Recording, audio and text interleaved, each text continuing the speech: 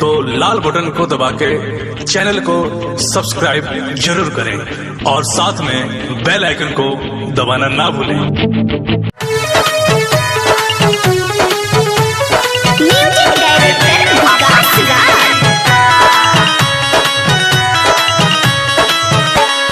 नुनकर जवानी भइल जाता मोटा फीका, नुनकर जवानी भइल जाता मोटा फीका।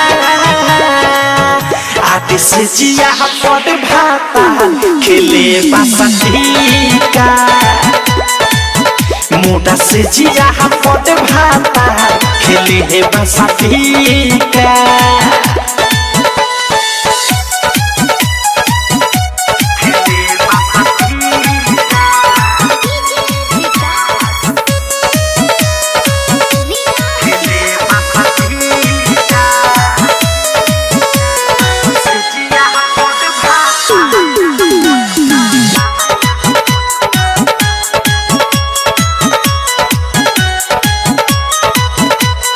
जाके जताओ मारेला दाओ पतली धके कमदिया हो, अंगड़े बदनावा झनके लमनावा अहज बाते उमदिया हो।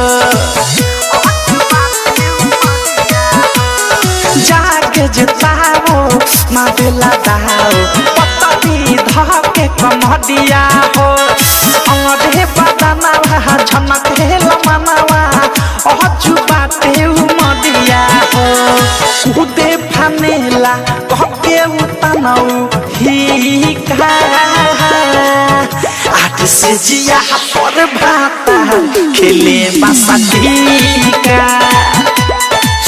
मोटा से जिया पर भाता खेले बासठीका।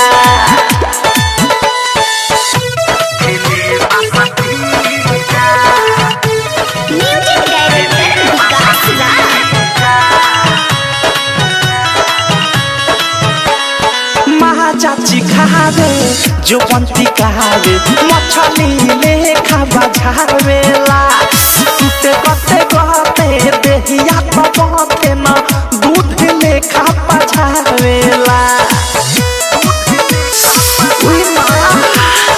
महा चाची खावे जो बंती खावे मछली लेखा बजावेला, टूटे कते गते देहिया तो बते न लेखा पढ़ावेला। उत सादा कावे के लागे सकले बाठीका, आठ से जिया पर भाता खेले बासठीका। मोटा से जिया पर भाता खेले बासठीका।